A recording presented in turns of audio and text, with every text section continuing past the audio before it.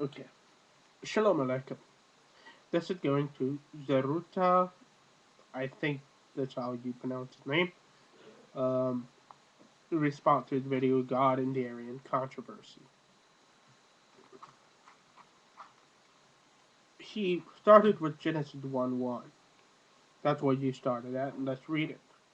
Bereshit bara Elohim et hashamayim b'et haaretz.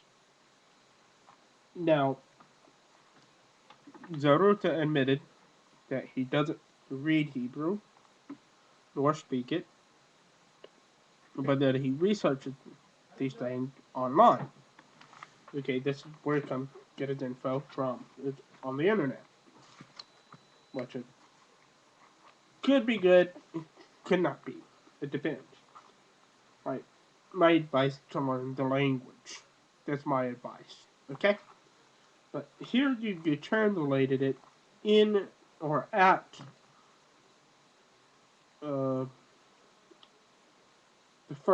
at the first field Elohim,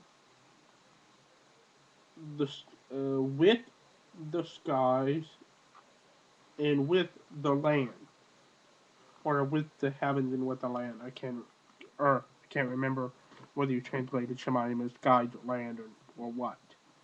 I think you translated as skies. With Shemayim. Okay. Here, first of all, Reshit, the first word is Bereshit. The word Reshit, Resh, Aleph, Shin, Yud, Tav, with the bit prefix. Bit means in, okay. Reshit means uh, beginning, summit. Uh, it has the three-letter root Rosh, Resh, Yud, Shin, which means head. That's what that is, the head. Okay? So here, the concept is a starting point, a beginning point, right? Or the chief point, if you will, the pinnacle. That's the concept here. The pinnacle, what? Creation, right? Everything that comes after this. So, in Yodor Zib, not there, it just simply means in a beginning. The reason why it's in a beginning or in a summit and not at the first is because the word first in Hebrew is Rishon, such as in Yom Rishon, Yom Had Rishon, the first day of the week. Okay? Now, Bara Bet Resh Aleph is masculine singular. He created, or he fattened. Elohim, yes, it is plural, but it's also is singular. Now I'll explain. We have words in Hebrew. There are words in Hebrew that are plural and singular. It depends upon context. It's like a word deer. When we see one deer, what do we say? Deer. See, there's a deer. When we see more deer, more than one deer, we say, hey, look at the deer. Plural. Okay? There are 5 deers at the side. So we do put an S there, but somewhat so.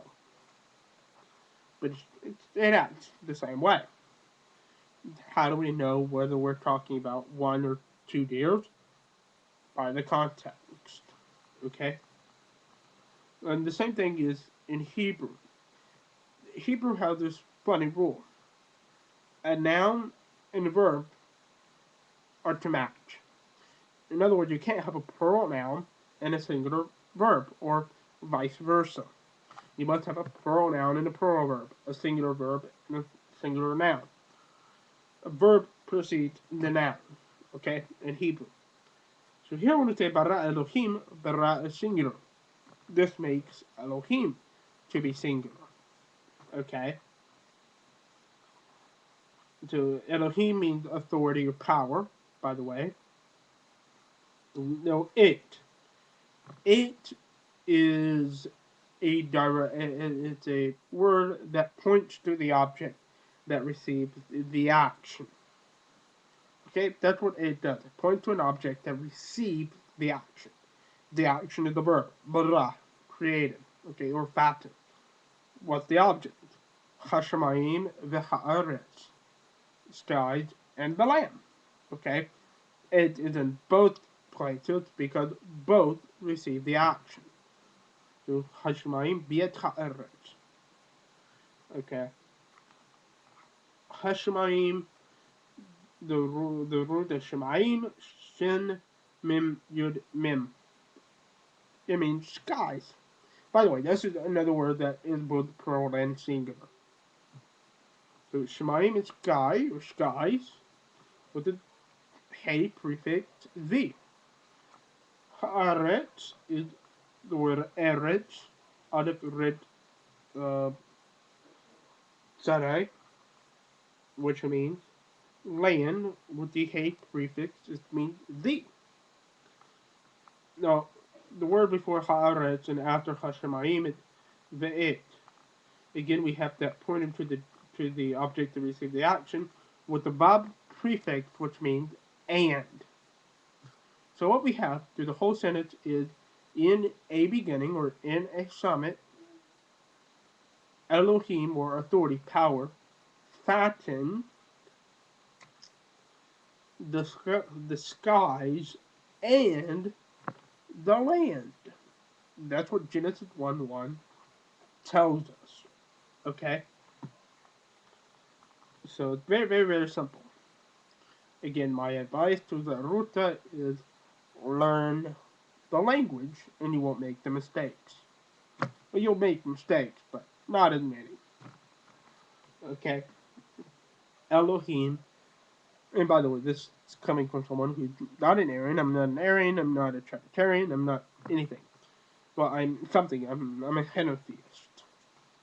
But I will point out that the Hebrew word Elohim doesn't itself point to a plurality of anything. It's plural grammatically is a plural word, but not translationally. It depends upon context, whether it's a plural or a singular. Okay? So until next time, Shalom Aleichem.